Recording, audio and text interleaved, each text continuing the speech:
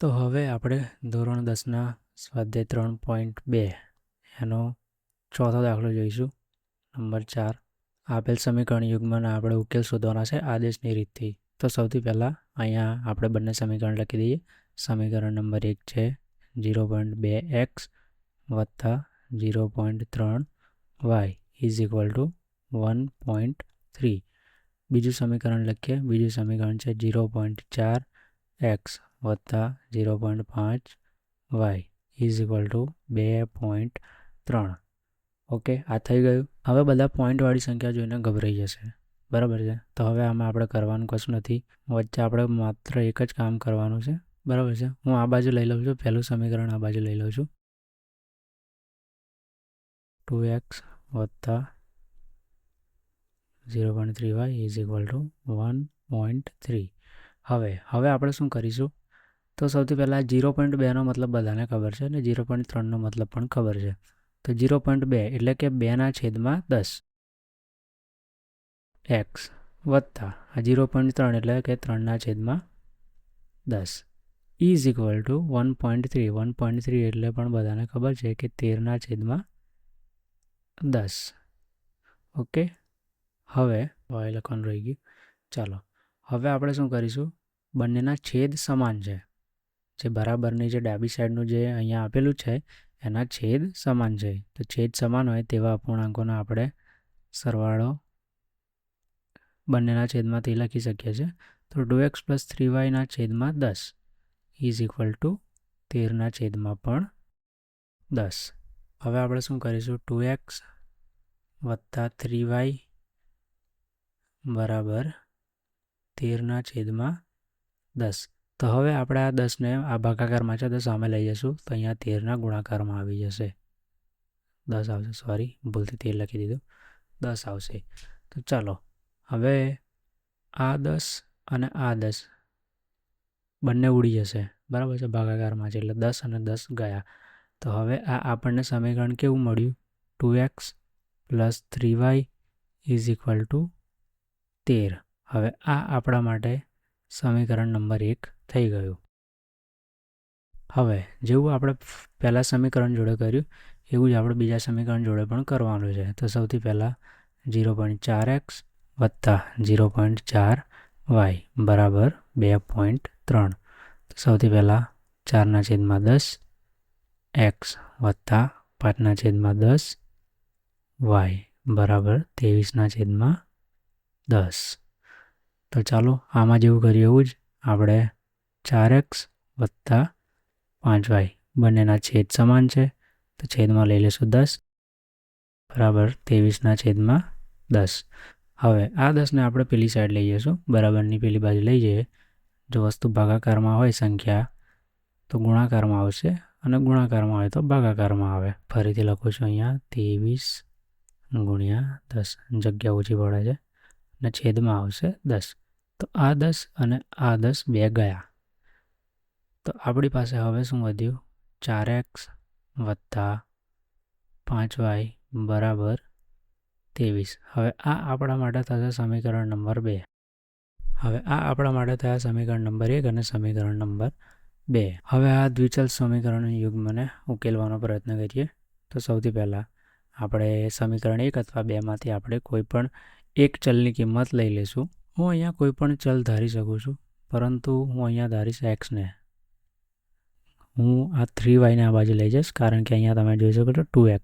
હવે જ્યારે હું આ x ની કિંમત ધારીશ અને આ સમીકરણ 2માં મૂકીશ તો મને ખબર છે આ છેદમાં 2 આવવાના છે એટલે 2 અને 4 ઉડી જશે.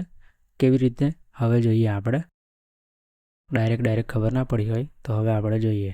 તો 2x, હું x ની કિંમત લેવાનો છું, x ને ધારવાનું છે એટલે 2x બરાબરની પેલી બાજુ જશે 3y. તો 13 આ પ્લસ હતા તો આ બાજુ થઈ જશે -3y. હવે x is equal to 13 - 3y એના છેદમાં થઈ જશે 2. તો આ મળી આપણને xની વેલ્યુ. હવે આ વેલ્યુ આપણે મૂકવાની છે સમીકરણ નંબર 2માં. સમીકરણ 2માં મૂકતા તો ચાલો હવે આપણે સમીકરણ 2માં મૂકીએ. પહેલાં તો આવશે 4. હું પહેલાં આખું સમીકરણ લખી દઉં છું. 4x વત્તા 5y બરાબર આ તો આપણું સમીકરણ નંબર 2. તો હવે અહીંયા લખીશું 4. હવે એક્સની કિંમત શું આવી? 13 - 3y આના છેદમાં 2 વત્તા 5y બરાબર 23. હવે શું થશે? આ 4 છે અને આ 2 છે તો ભાગાકાર થઈ જશે, ઉડી જશે. 2 દુ 4 થાય એટલે અહીંયા આવશે 2. હવે હું ડાયરેક્ટ અહીંયા જ ગુણાકાર કરી દઉં છું. 2 અંદર ગુણાશે તો 13 દુ થશે 26 માઇનસ આ 2ને ફરી અહીંયા ગુણાકાર થશે તો થશે 6y વત્તા 5y બરાબર 23. તો આપણી પાસે આ બાજુ રહેશે -6y વત્તા 5y બરાબર 23 અને આ પ્લસ હતા તો આ બાજુ આવશે તો માઇનસ. બરાબર છે. હવે -6 વત્તા +5 આનો જવાબ આવશે -y બરાબર 1y. અહીંયા 1 લખવાની જરૂર નથી. તો 23માંથી 26 જાય તો અહીંયા આપણો જવાબ આવશે 3. પણ કેવો આવશે? -3. તો હવે આપણે અહીંયા મળી ગયો છે જવાબ. માઇનસ અને આ બાજુ પણ માઇનસ છે તો નીકળી જશે. તો y બરાબર થશે 3. તો આપણને y 3 મળ્યો. બરાબર છે.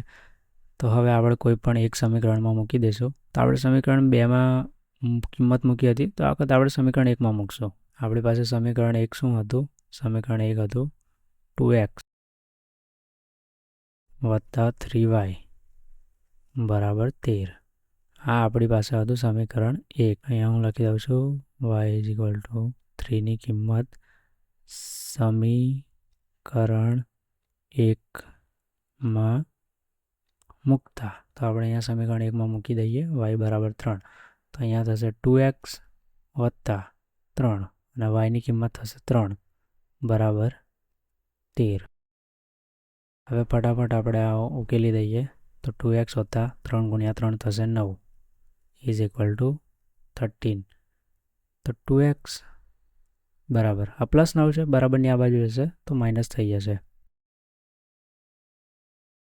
તો 13માંથી 9 જાય તો અહીંયા રહેશે 4 અને આ જે 2 જે ગુણાકારમાં હતા તે આ બાજુ આવશે ભાગાકારમાં.